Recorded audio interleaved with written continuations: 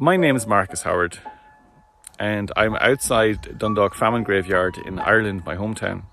And 2 weeks ago, I was in Boston giving 2 Irish history talks, one of them on how America helped Ireland's fight for freedom.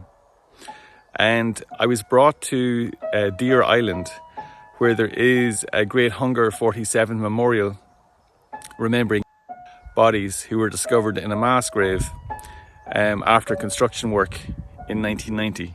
These people that were found in this plot, this mass grave, were forgotten about. And you can see behind the cross, the land of their dreams and how close they were. Those forgotten people in that mass grave helped an Irish American community come together years later. So in a way, their lives did mean something. To me, when I got involved with this here, I then realised what it meant to be an Irish American, because for years, you'd be dealing with these people, my parents, my grandparents, and it was just talk, you know what I mean? And it's like growing up in Ireland, same thing as growing up in America. You hear about all your grandparents, what they went through, the troubles they had, through different periods of time.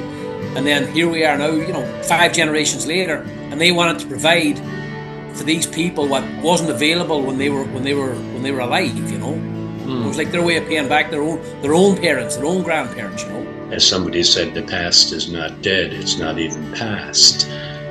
Everybody stepped up. It was a joint effort, and it wasn't about any of us. We didn't want any names or anything out there or put on any markers or nothing. It was strictly only about the people who died there and their cause. Oh, Father dear, I often hear you speak of Erin's oil. Her lofty scene, a valley's green, the mountains are rude and wild. They say it is a lovely land wherein a prince might dwell. So why did you abandon her? The reason to me tell. When I got involved with this here, I then realised what it meant to be an Irish American, The Irish were all over the country, all over America, you know what I mean? And there's stories like this, I would say, in every city. Yeah. You know what I mean? And the fact that I was living in Boston for 30 years and I knew nothing about it was wrong. It was bad, you know what I mean? It's almost like they wanted to keep it hidden.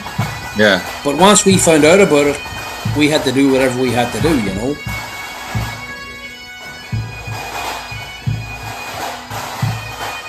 From dreams of a better life to the shores of our destiny was worth the sacrifice to those that follow, in memory of the 850.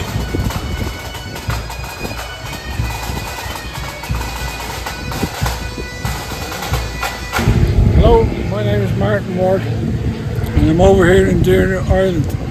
It's just outside Boston, and going back in the 1800s, people coming over from Ireland coming away from the famine and got sick on the boats, and they were buried here on this ground in Deer Island.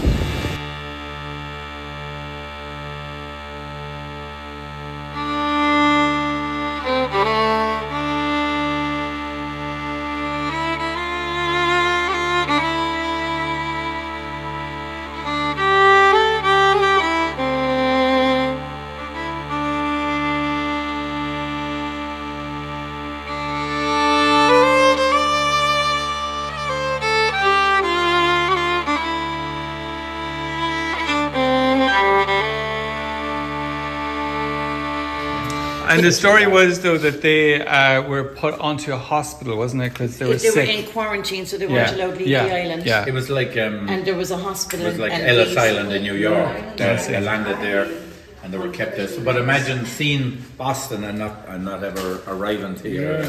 It's just an incredible story. The actual story of the statue itself.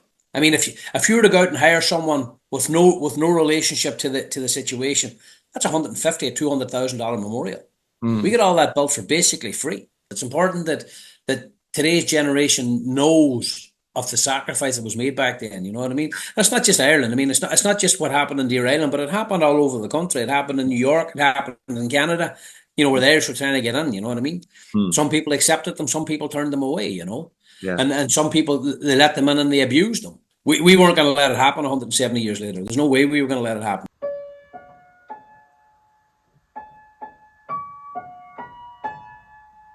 The Public Works Department were building out there some years ago, and they discovered it first of all. And they trace it back to the people coming over from Ireland. The first efforts to bring a memorial there occurred around the time of the 150th anniversary of Black 47 back in 1997. Well, actually, it was Dr. Bill O'Connell originally that kind of focused on it. He was a member of the Knights and Ladies of St. Finbar, which is the County Cork Association here in Boston. He was the one that kind of focused the attention on it, but he was not around later for the actual construction or any of the other celebrations. And he had great history in our ancestry, and he was the one that first kind of pointed to Deer Island for me. And they began the effort to raise funds and to go about what was needed to establish a memorial on the island where the immigrants were landed in 1847.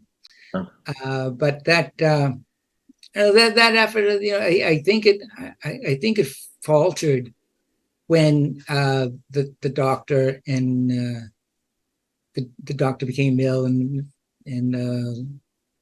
both of them passed away. Another party picked it up, and the guy spearheading it was Michael Carney, and he's a developer, and himself and Mark and some other folks, I believe, began a new initiative, and lo and behold, by 2019, they had their memorial built.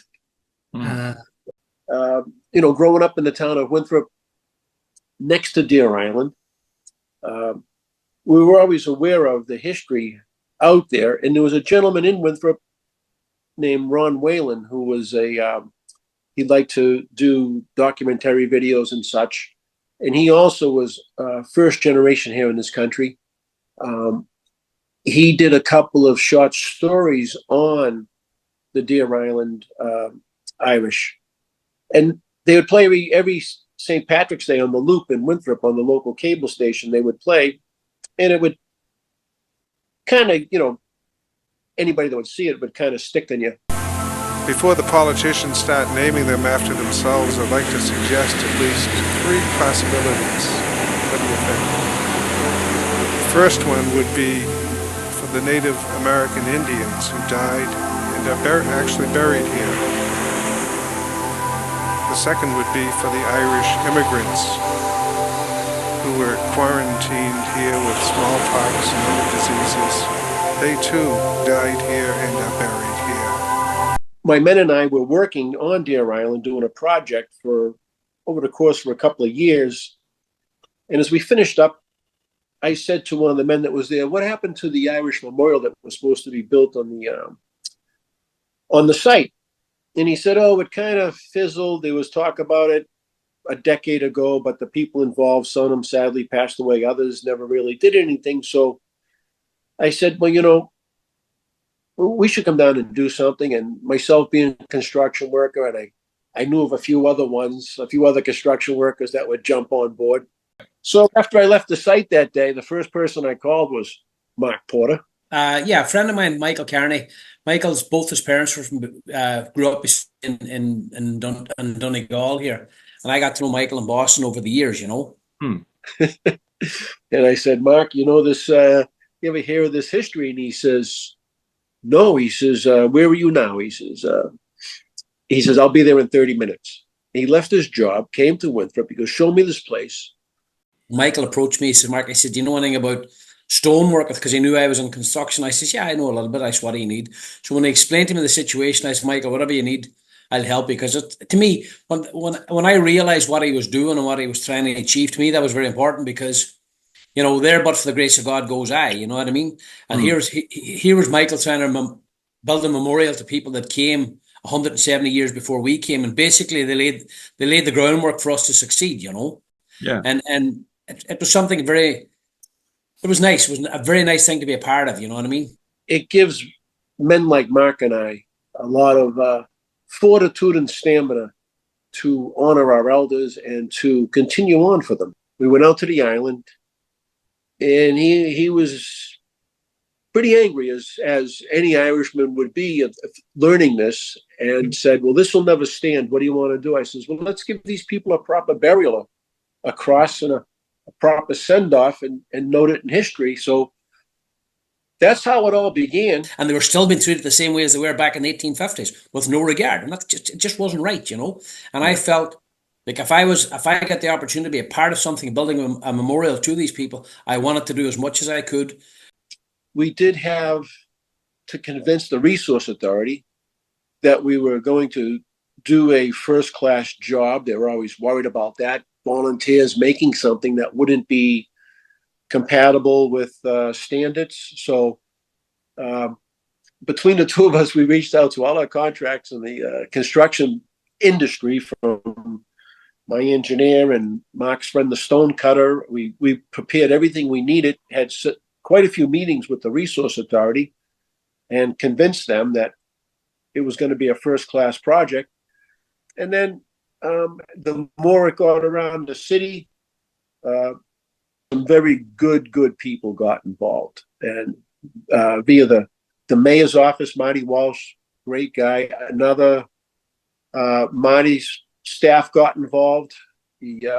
Some people from the Archdiocese got involved, which brought Cardinal O'Malley into the fray of wanting to honor these people. So and the day one of the days we were building the cross, there was 8 of us there, and out of the 8, 2 Italian Americans, and then the other 5, there was 3 direct from Donegal, and the other 2, the 2 Americans were both their parents were from Donegal.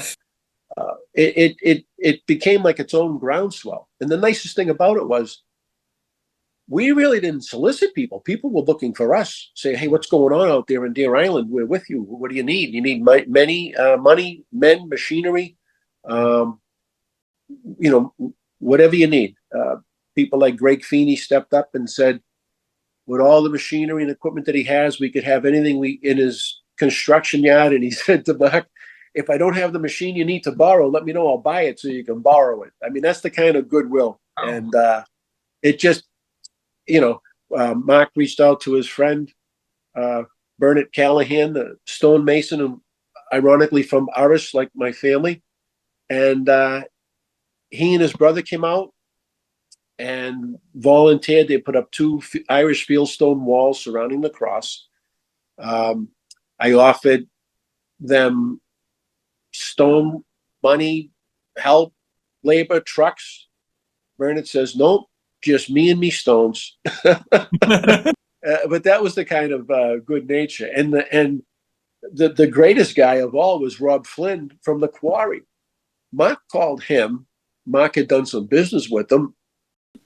As I said, Michael asked me if I knew anybody in the stone business. So then I started making a few phone calls to different people that I had met over my years in Boston. And I met one particular guy that I knew. He did a lot of work for the federal government and in the federal buildings around the country. So I called him up. His name was Rob Flynn, and he was out of Pennsylvania. And I said to Rob, listen, this is what we've got, this is what we'd like to do, and this is what we're trying to achieve. I do business with Mark Porter, just an extraordinary gentleman. And he contacted me one day. He said, hey, Rob, they found some bodies on Deer Island. And he says, Mark, my grandparents came over here back in the 1800s. He says, I'd like to be part of it. So we get Rob involved. And come from a dairy farm in Lakewood, Pennsylvania. It's been in the family since they came over from Ireland back in the 1800s. It must be the farmer's work ethic that's in me. My father said, you're born and you die in the middle. You better work like living hell. They were trying to do some proper memorial for you. He said, why don't you come up and take a look at it? Rob drove all the way here, 7 hours from Pennsylvania, to see the site. We showed it to him. He and his wife, they, okay, we're in. And they got back in their truck and drove 7 hours back to Pennsylvania. I mean, who does this? Just great people with the spirit. So went up and met with a couple people there. And it was so funny. They had a list of 750 people, the bodies and the names, and listed their ages, where they came from, and what they died. And as I looked through it, I mean, every name on there was, if I go over my family cemetery, same name, same people. And I didn't know they had contacted Rock of Ages, which is a monstrous multinational company. And they said, guys, it's a little bit too extravagant. We can give you a standard cookie cutter one. We'll get the blanks from China. We'll do this. We'll sandblast it. The price was right out of sight. And I remember Mark would call me up, Rob, they want to know when you're going to get done. They want to know when you're going to get done. I'm trying to put it in between other jobs I have. So finally I got a slow spell in February, and we went right at it hard, and we got it done, and turned out to be the best piece of work we've ever done. And then he had his entire staff at the quarry cutting that stone, and he was busy, extremely busy. He had a couple of large memorials he was doing in Washington, D.C., and he made the time. I just sat there and I thought about, and I looked at it, and you get those moments where something speaks to you. And I said, guys, you know, I know you've been trying to get this done for 20 years. You're trying to raise some money, whatever. I said, listen, whatever you want, I'll donate. And I'm not a rich person, you know. And I said, whatever you want, I'll donate. Well, I never expected. I didn't know if we could do what they sent me. And I'm looking at it. Holy Christ, this is pretty nice. This is really top of the line work. He cut that entire stone from raw rock, and Mark provided the engraving on it, and then the Teamsters, they found out about it, Local 25 out of Boston, and they called and said, you know, what do you need? And I said, well, we can hire a truck. They says, oh no, we'll provide them. Yeah. Well, here we are, the Teamsters Union, these big, bad, tough union guys, you know, and they contacted us, and Rob Flynn's out of Pennsylvania, which is about 300 miles south of Boston. And the union contacted us, and they said, listen, you know, we'd like to be a part of what you're trying to do out there. And I don't know how they heard about it. I don't know who told them about it, but they wanted to be part of this process of bringing this cross, bringing this memorial to reality, you know. So they contacted us, and they were going to drive down to Pennsylvania to pick up the memorial. Yeah. So the Teamsters sent their training truck down to Pennsylvania, pick it up, bring it back, and there was actually a miscommunication. They went twice. The quarry said it was ready. When they got there, they said it wasn't. The driver came back. He was a little bit mad, but yeah, they came down. They sent a truck down, and so they had quite an involvement of the group, and they put banners on the truck and whatever. And there's pictures of them, and they had good community involvement. Very, very nice. Well, they drove the whole way to Pennsylvania on a big flatbed truck, only to realize, and I don't know how this happened, but it happened, only to realize when they got there, memorial wasn't ready. So he drove 300 miles for nothing. So we were expecting, oh man, you know, the shit's going to hit the fan here. They're going to be mad. They're going to be this. They're going to be that.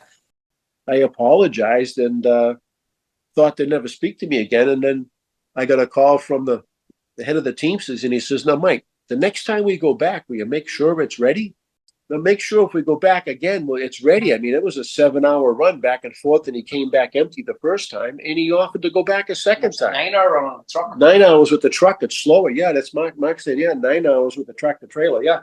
And their answer was, listen, all we ask is, when it's ready the next time, we'll go down and get it again. But please, it has to be ready. And then them guys drove twice to Pennsylvania to pick up that cross. Twice. Okay. I mean, that's no small feat, you know what I mean? That in itself would have cost, just one trip would have cost maybe $3,000, $4,000, $5,000, but they done it twice. And those people deserve that memorial. at the very least. So that's the kind of goodwill that we had. And Boston Sand and Gravel. Boston Sand and Gravel, yeah, concrete company. I called up my my old salesman there, and he called his former boss. These guys don't even work at the concrete company anymore. His former boss, the head manager, he called the owner of the company. The owner of the company said, "We'll send out the truckload of concrete at no cost. We'll send our best driver and our brand new truck to make the delivery."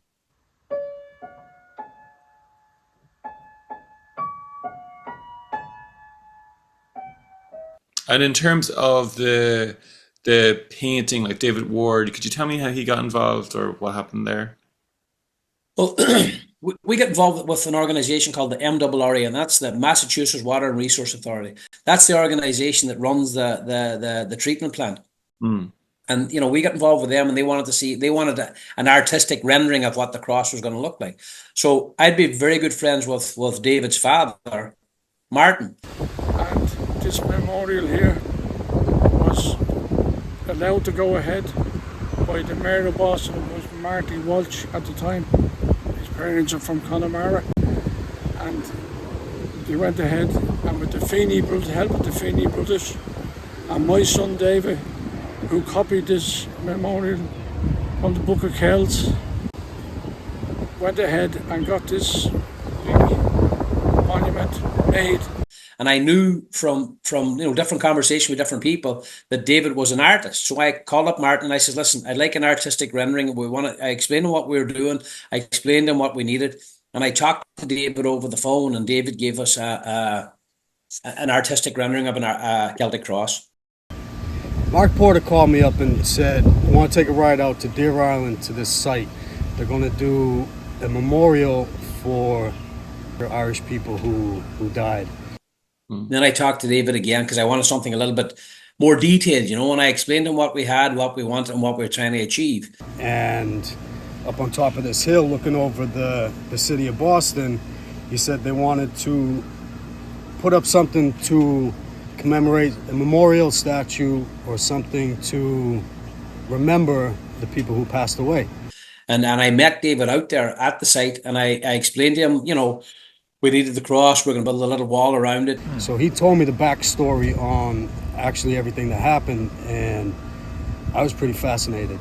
And David gave us his version of the conversation, and as it turned out 2 years later, his version of the conversation was almost exactly what we built, So pretty much what I did was I seen the bricks and the natural rocks that were in the area, and instead of having benches, I wanted that natural feel of the rocks, maybe the statue in the middle. People could walk up the hill and just sit, relax, read the statue, look over the city, and get that quiet time, right? You can really take in the story, right? The story of the people who passed away.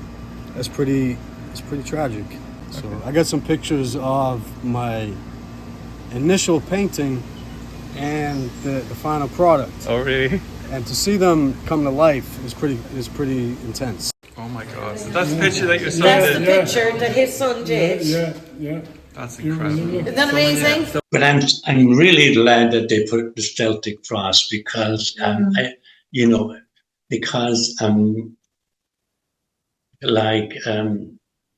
the circle represents our tradition before Christianity came to Ireland. Our ancestors worshipped the sun god, and that was the circle.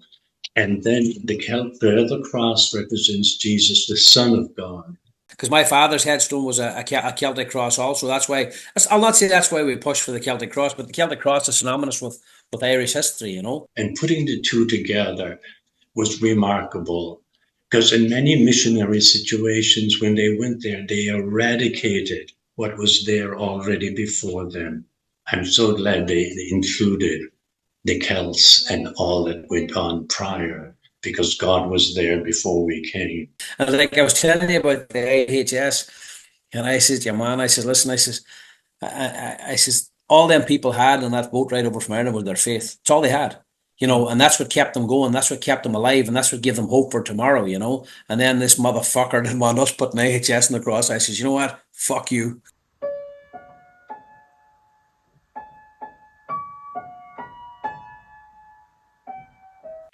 The design was basically pulled together by one of Mark's friends. And then I sent it to one of people I use in Washington, D.C. It does we call them, they did the engineering as far as base size, weight load, all that. They did that. And they presented it to the people of Boston. They loved it. Same thing. The walls were all built for free. All the concrete came from a local company, concrete company. When they realized who it was, they want to do it for free. All the machinery for building the monument, all for free, because everybody wanted to pay back. You know what I mean? And that to me was the spirit of Ireland, and that's the spirit of its people. You know, never ever forgetting who and what they were and where they came from, and the sacrifices made for us to be able to do what we done. You know what I mean? I've done a lot of different things. I've done a Holocaust memorial, donated a stone for that in Englewood, New Jersey. Our stone was over Hiroshima Peace Memorial in Japan. And I've stayed true to that. I'm here on the family farm. It's been in our family for four generations. They came up with the idea of it. I didn't know what I was going to do. I figured it might be maybe a bench like we did for the president, or something on a little bit smaller scale, but I'm much happier that we did something grand like this. And we did it all by hand, no CNC machines. My guys have been with me 10, 15 years, some of them. And my two best guys just went to work on it, and every bit of it was done by hand. They did a super job. And everybody was out there, could just see their ancestors, could see their parents, could see their mother and father, could see their grandparents, you know what I mean? And they wanted to be a part of putting that memorial there, you know? Erection of the Celtic cross, which is the great symbol of the Irish tradition, rich in ancient heritage, way beyond Christianity.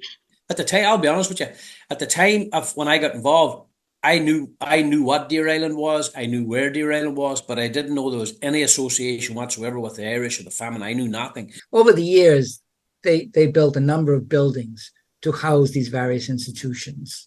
It used to be a British fort, and then it used to be like a prison, and then it was like a federal prison, and then they brought in then they made it the sewage treatment plant. And I think as a result, nobody was paying attention to the folks that were buried on the island itself. It was kind of forgotten about. And I believe that after a while, they built the women's prison out there right on the site, I believe, where these people were buried. Because it wasn't something that was widely publicized. And quite frankly, it wasn't something that they were willing to publicize, because what happened was one of the biggest sewage treatment plants in the country is in Deer Island, and it services like 65 communities, you know. And when they were during the process of the construction, they found bones. So the digging was stopped. And when they found the bones, they thought initially it may have been the Native Americans.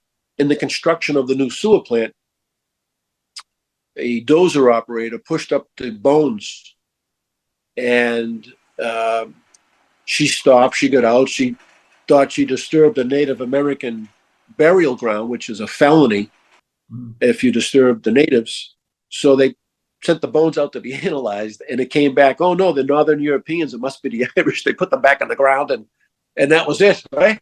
And they just bulldozed them into the ground with no regard for history, no regard for anything. Just, you know, the job had to be done. And they weren't going to let, you know, these remains, 170-year-old remains of Irish immigrants get in the way of getting the project done. And they just bulldozed them into the ground. And when I heard that, it struck a chord. The fact that they were the bones of Irish people come over here during the famine, they were irrelevant. So they just bulldozed them into the ground. And to me, that should never have happened. All right, we'll do something about this. You know, it kind of motivates us. And like I said before, the angriest thing and the most dangerous thing in the world is an angry Irishman with a shovel. You know, it's not about us. It's about honoring our elders and we wouldn't be here without them. It's their shoulders that we're standing on. What a fine group of people. Right in the middle, we were getting ready to polish the stone, and I have a polisher. They're not cheap. When we're polishing, it's a big thing. The polisher died on me. I called up Mark. I said, Mark, can you get me a little bit of money so I can get another polisher so I can get this done? They sent money right down that day, and they helped me out with that. I mean, I donated the stone. They donated the trucking, the time, the design, all that. And they're just, I want to do some more work with Mark and his group. The 850 Irish immigrants that are buried there, and they share that burial ground actually with peaceful Native Americans who actually died because of the King Philip's War in the 1670s. It wasn't just the Irish. The Native Americans were put out there also by force, and they perished.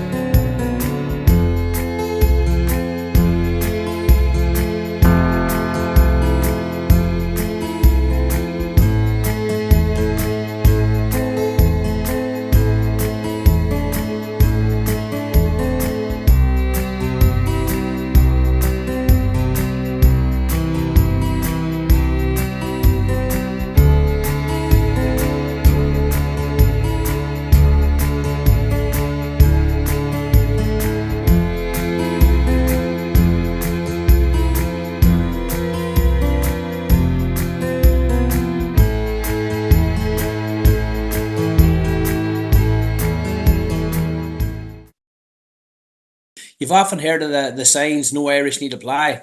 Well, when them signs were being made and when them signs were being implemented, when them signs were being enforced, the Irish weren't a force to be reckoned with. You know what I mean? It's like I remember when we were part of this. I remember reading an article and saying the Irish were like the rats on the docks. They were everywhere and they couldn't get rid of them. That's us. That's our people. That's our ancestors. And everybody wants to look back and say, you know what? I wish I was there. I wish I was there. Well, we're there now. That's why we done what we done. Back, you got to think in the mindset back in that day. The Irish were hated. Some of them did have family that did take their bodies and bring them to proper cemeteries. Yeah. Others that were poor and had nobody, they were put in that mass grave.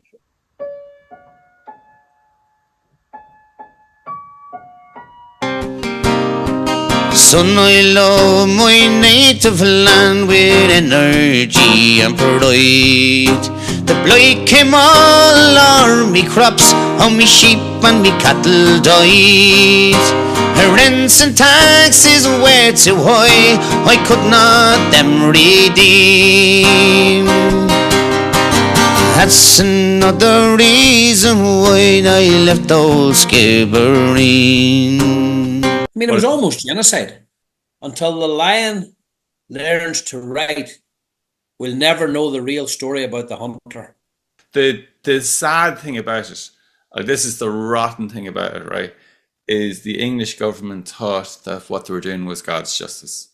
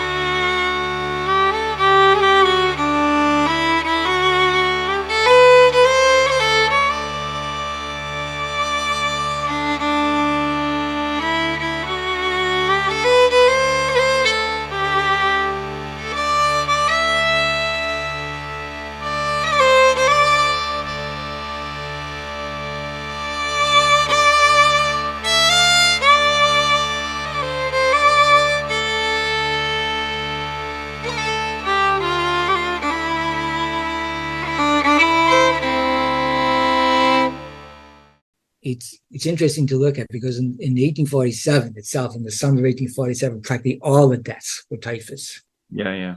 In the fall, dysenteries started coming in, and then there's really a whole variety of causes of death. People in the Irish sections of the city were contracting with it. The famine refugees were sort of overrunning the city institutions, in particular the House of Industry, which was in South Boston. People came over here and they risked everything. They sold whatever they had. They left their family behind. And then they came over here to strike a new life. And it's just an unbelievable story. As well I do remember that bleak November day, when the bailiff and the landlord counted the rye was all the way. They set the roof on fire with the cursed English spleen, and that's another reason why I let those gibbering. Oh, your mother too, God rest her soul, lay on the snowy ground. She fainted in her anguish, seeing all the desolation round.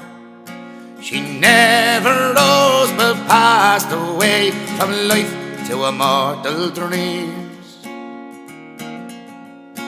And that's another reason why I let those gibbering. Oh, you were only 2 years old, and feeble was your frame. I could not leave you with my friends, for you bore your father's name. I wrapped you in my coat the morning, the dead of night unseen. And I heaved a sigh and I said goodbye to dear old Skibbereen. The city and we're concerned that there would be an epidemic in the neighborhoods, so they had to find an alternative site, and they had to find it quick. And they decided that it should be in one of the islands in Boston Harbor, because it kept them separate. When you went through all the names, went through all the ages, there was children obviously were born on the island, and there was families that had died on the island, and you could see, there may be a day old, anywhere I think from a day old to possibly 65 years old.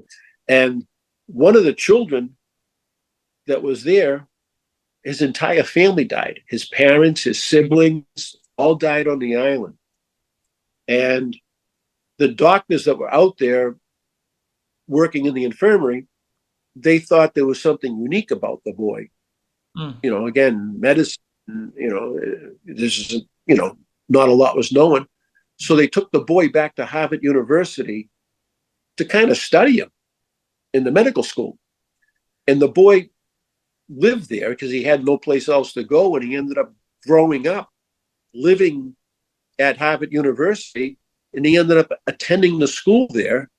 And he went on to become the mayor of Providence, Rhode Island. And to think, it's to go over there in the middle of May, June, July, August, it's beautiful. It's absolutely phenomenal. But when you're standing there in, December or January, and it's freezing and it's cold and it's raining and it's snowing, and you can stand and you can see the activity in the city of Boston, you say to yourself, you know what? Them people braved so much, they tried so much, they endured so much to get this far, to be able to see the city and not be able to get there, to actually have to bury your child in an unmarked grave, or to bury your wife or your mother or your sister or whatever family member you had to bury.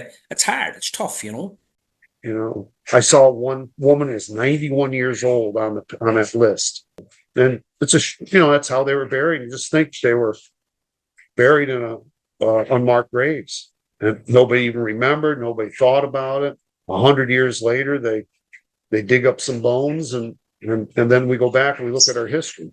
I think Cardinal O'Malley, the Archbishop, here in Boston was the actual one that went over and dedicated it a number of years ago. And ever since, we've been trying to have a memorial mass celebrated there to keep it alive in the memory and to celebrate where we've been and who we are and where we're at. Here in Boston or in the United States, they celebrate Memorial Day, the end of May. And that is a great memorial remembrance feast day and for everybody. And so we'd be people's attention would be focused on it. And so it is a great date for us to kind of go there and celebrate the Mass and to keep alive our history and the famine and all who were buried there.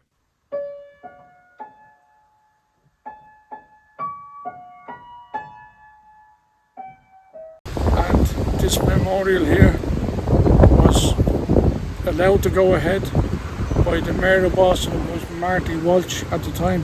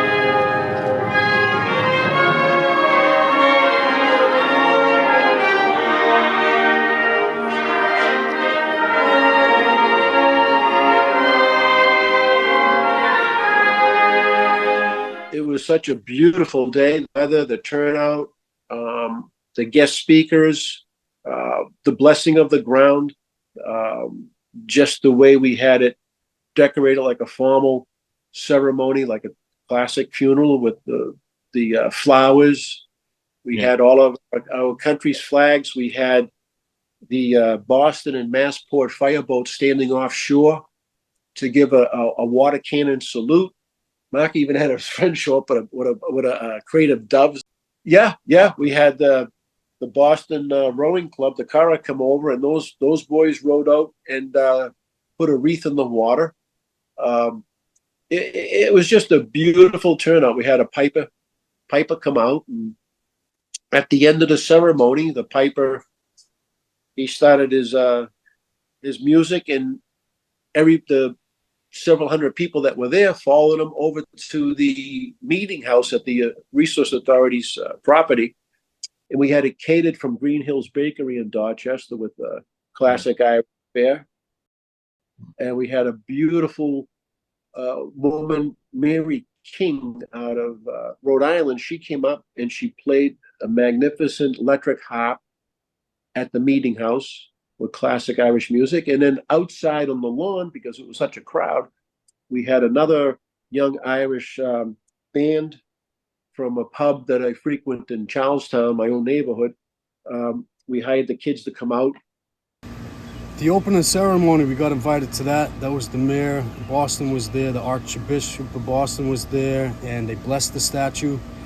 And family, friends, people from Boston, everybody came, and they just did a blessing of the statue, read the story of what had happened, the people who passed away. They read off the names. They had one of the firefighter boats in the background shooting the water cannons when he was doing the prayer. That was beautiful. David brought out those halfway through the mass. I didn't tell anybody, but I brought up a basket of white pigeons. So me and my father, we've raised pigeons probably all our life. I've been born into it. So the white pigeons, we took up a basket of them, and when they were blessing the statue, I released a couple of white birds. And those kind of situations are all about capturing the moment, right? So you see people's faces, the smile, the enjoyment. Man, that was good. It was quite beautiful. It was a beautiful day. The sight is just magnificent. And the funny thing is, you can fly in on an airplane, look down. If you know where you're looking, you can see that cross. God, there's a lot of people there that day. You had politicians. Everybody was there, and it's nice to be a part of it. I'll remember that the rest of my life. And you can work your whole life, and you can look back. At least I know I've done one good thing in my life. I'm leaving this world a little bit better than what it was when I came in. We need to remember the struggle, the fight, and the sheer determination. I mean, to pick up and leave everything and go on the promises of America, hopes and dreams. Just think how bad it had to be over in Ireland at that time to take that risk. We were in bits. We're after coming off a boat. We've lost all these people. We're battered. We're not welcome, but we're going to make our mark. I want to take my grandkids up there when I'm an older man, hobble around a little bit, and tell them the story behind it. Let them understand the connection that they have, where they're from, where they came from, how people struggle. And they played with the fiddle and the guitar and the badan and the tin whistle out of the front lawn. It was just a beautiful gathering of your typical Irish funeral and celebration afterwards. And I really think we honored our elders' spirits the right way.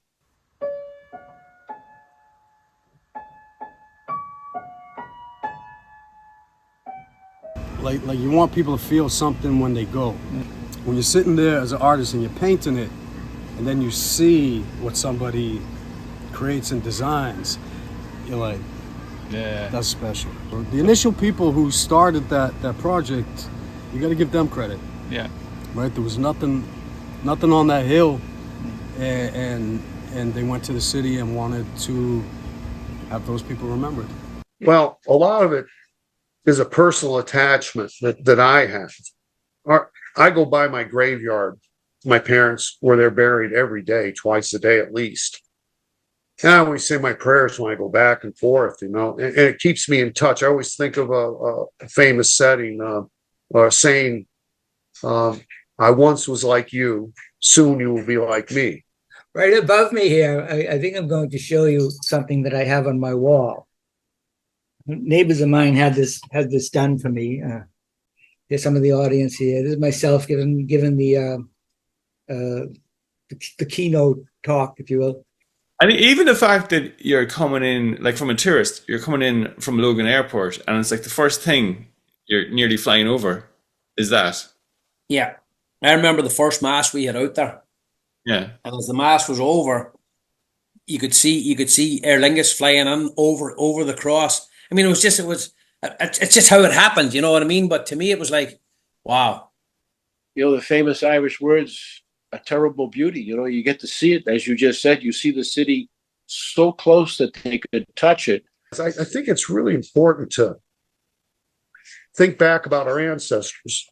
The stones that we rearranged there to create that, we tried to make the ruins of an old chapel with those massive granite blocks.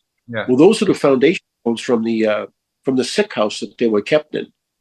Yeah, those are the original foundation, those massive granite blocks. That was the foundation from the sick home that those people were kept in out there on the island. They have been salvaged, and we rearranged them with the backhoe to make it look like the ruins of an old chapel. And I remember the story of my mom telling me of her elders in the penal days when the faith was outlawed, that in the hills above their village, there was a meeting place for where the priest in plain clothes would meet with the villagers and celebrate mass on a large flat stone. That's right. And the chalice and the cross was kept in an oilcloth buried beside the stone.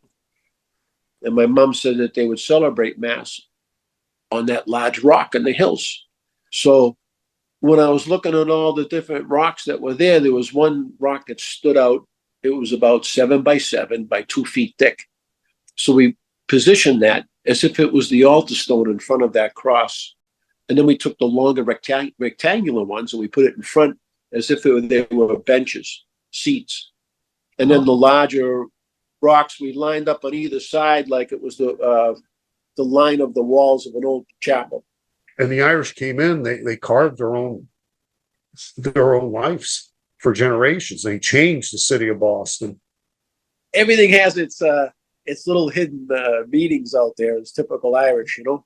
Yeah. But one of the nicest things that Mark and I were able to do as we assembled the pieces, the cross came in multiple sections. So as we assembled it, I happened to have a magic marker in my pocket from doing layout, and I handed it to all the men that were there, and we were able to write on the inside of the stonework as it was being assembled. We were able to write our elders' parents and grandparents' names from where they came from. So it was just a lot of nice little tributes that day, and it was nice. We had a moment of silence after we assembled it. We got on our knees and said a prayer. I thought about my father and my mother, and I just wish they were there to see that monument, you know? Like we wrote on the epitaph of the stone, like the sacrifice that we made was worth the effort for the generations that follow, you know? So in a way, their lives really have meant something. You know, like I'm not saying that they didn't before, but 170 years later, they're helping to bond an Irish-American community. You know, even though we knew our history and where the famine and going back for 800 years of colonization and all of that, but having a real place and time to bring it concretely front and center, I think is a very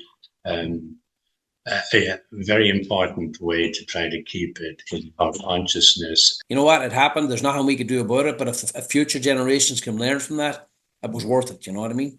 We have a very rich and ancient heritage, and a lot of people are not aware of it, that it's not past by any means, but it's ongoing, and we have an opportunity to do something about it. You know what I mean? I was just lucky to be part of the process because we all go through life and it's very rarely you get an opportunity to do something like this. You know what I mean? Like I know my children now are Irish American. You know what I mean? I've got 3 children who were born over there, and I like my children to think, you know what? If it wasn't for them people, maybe we wouldn't be here. We wouldn't have what we have. You know, you learn from the past to move towards the future. You know. Yeah. Where people come over most weekends, you'd have a great crowd here, just sitting around talking and saying hello and meeting. So a wonderful, wonderful gesture from the people of Boston.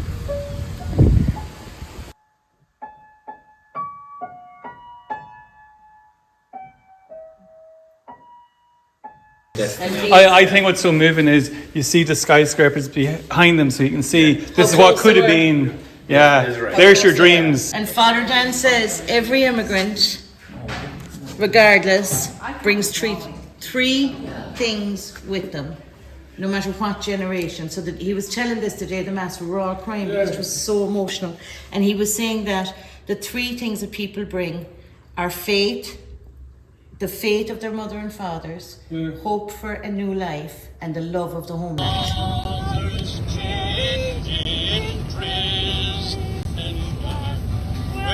Still in heart and conscience free. When we sang that hymn, Faith of Our Fathers, I add mothers because, we know how the mothers are not included. They were more into the faith than the fathers, maybe. So that kind of says a whole lot for me, you know. And when I see that photograph of the famine and our people gathered there to have the mass, as it's a call to action, you know, that what we are to be about in taking care of one another and putting into practice, you know. Although, you know, I really like Patrick Kavanagh, the poet. He has a great line that I think speaks about what the way things we are, what the church has done. It says, what the church has done is taken God out of the countryside and confined him in buildings, that is, in churches. I have a great picture framed of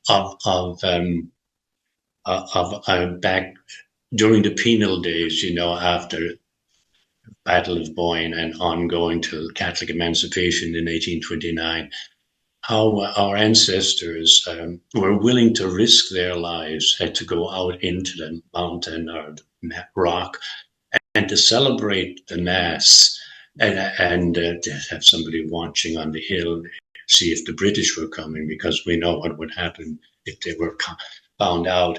One of the hymns that really stood out, that we really sang with great zest, and was Fate of Our Fathers and Mothers Living Still, in spite of dungeon fire and sword. Oh, how our hearts beat high with joy whene'er we hear those glorious words. The fate of our fathers and mothers living still. Or as they put it in the Galway Bay song, the strangers came and tried to teach us their way. They scorned us for being who we are, but they might as well be chasing after moonbeams, a lighted penny candle from the star.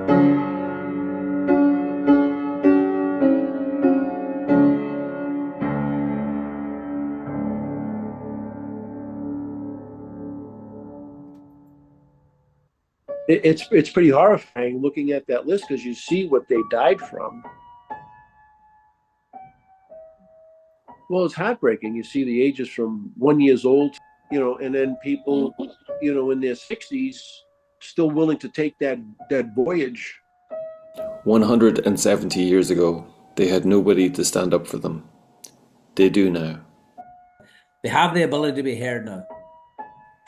You learn from history. You don't bury it.